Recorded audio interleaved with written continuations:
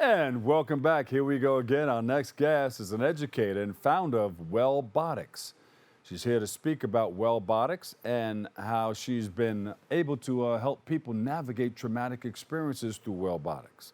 So please welcome to the show, Dr. Pam Davis. Doc, welcome. Hi, thanks, Bob. Bob Lee. That's oh my goodness. Had to get Listen, that in Pam, tell us a little bit about yourself. How did you start Wellbotics? Well, robotics started. Actually, I guess the beginning of it was I was into robotics. I am, a Lego kind of adult even. I started when I was a kid. Yeah, And I was diagnosed with breast cancer. And as a breast cancer survivor, I was part of a support group for women with gynecological cancers at Gilda's Club, Westchester. yeah, And there were lots of women in that group who were moms and who were very concerned about their kids. yeah. Some of them more concerned about their kids than themselves, their own health. And so I started a robot club at Gilda's for kids in that community. The first Wellbotics lesson that we created was spoke to alopecia and just help kids understand the physiological, social, and emotional parts of hair loss. So just to give them the Yeah. opportunity to play with robots and discuss topics that might have been on their minds. Yeah. What should people know about Wellbotics? Because this is a company that you started because of some of the things that you've been through. What should other people know about Wellbotics? We are using STEM and robotics as a form of expression. I think a lot of people think of robots and they think of R2D2 and little kind of autonomous beings running around the place and doing their thing. We use programmable robots. So kids learn to program robots and change the robot's behavior and understand how behavior changes in robots. And in doing that, they learn about their own behavior and maybe even how to change their own behavior. Hmm. So, yeah, I think that's the distinction that a lot of people don't understand. When we think of robots, we don't necessarily think of things that a kid has autonomy over to code. Yeah. And this is over in Park Slope in Brooklyn, is that right? We work in Brooklyn, we work in Queens, we worked in Manhattan, and we've worked in Westchester. So And you're coming to the Bronx. we are coming to the Bronx. We Yeah. are we are coming to the Bronx. So what should parents and students get ready to learn when they step into your classroom or step into your space? Well, we work with social workers. We work in that direct clinical space.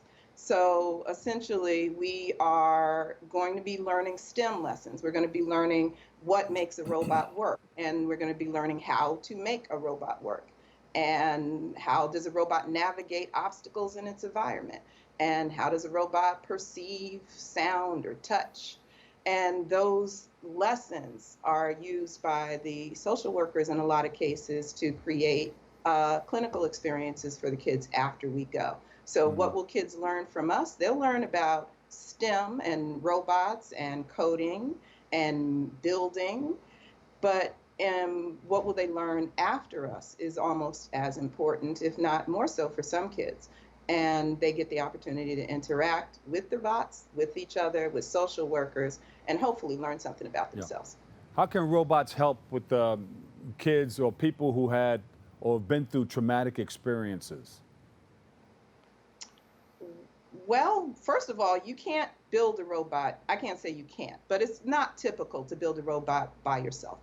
Okay, that's one thing. Is most professional robotics are done in teams, and so are ours. So there's some strength in sitting in a room, for instance, with other kids who are having a traumatic experience and not talking necessarily about the trauma to start, just talking about how to get this thing to move down this line.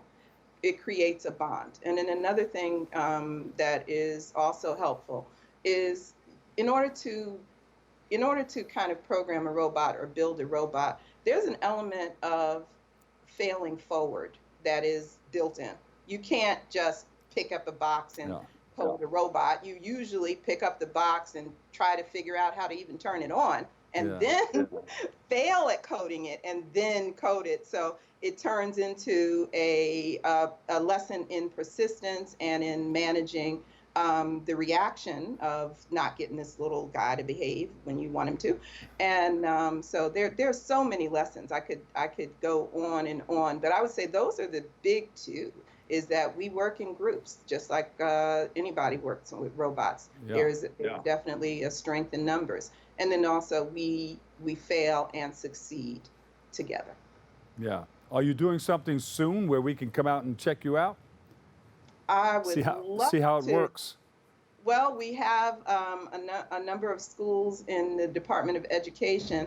However, there are things going on at the Department of Education that have delayed our start date in a couple of them. Yeah. And then also we have some upcoming things in the late fall.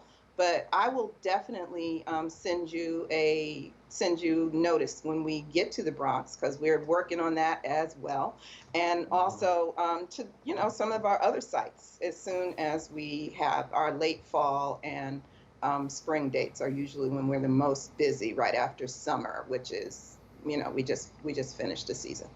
Yeah. You know what?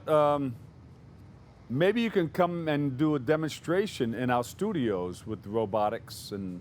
I would love to. Yeah. Now, if you were able to come to the studio with that, what would you display? What would you show? What would we learn? I could teach you a couple of things. Okay. Let's see. I would definitely look at one of our more popular lessons in the cancer community is a lesson on worry. Yeah. And we have a robot board where we learn how worry works, how to navigate different types of worries, and also what remedies or kind of interventions might be useful for worry. Yeah. So we definitely could see doing something like that. That's a big thing that can trigger worry. That's a big thing that can trigger a whole lot of things in your life. But I can see, wait a minute, did you say you're going to put together a robot board? A robot board of directors? We have our worry robot board. We have I guess maps or boards.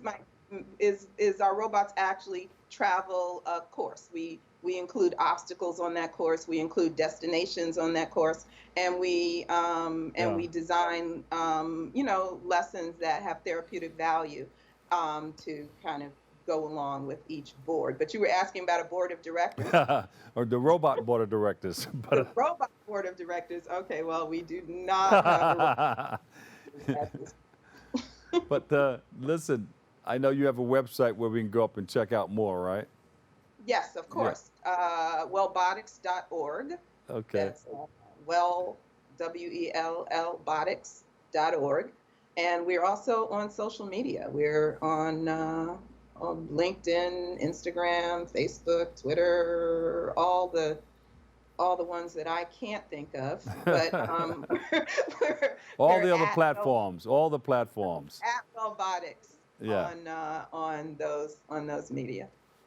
Well, thank you so much. Thanks for hanging out with us, and thank you for teaching us. And we're going to open up the studios for you the next time. You can come in and you can share in a different way. That would be so much fun. You got it.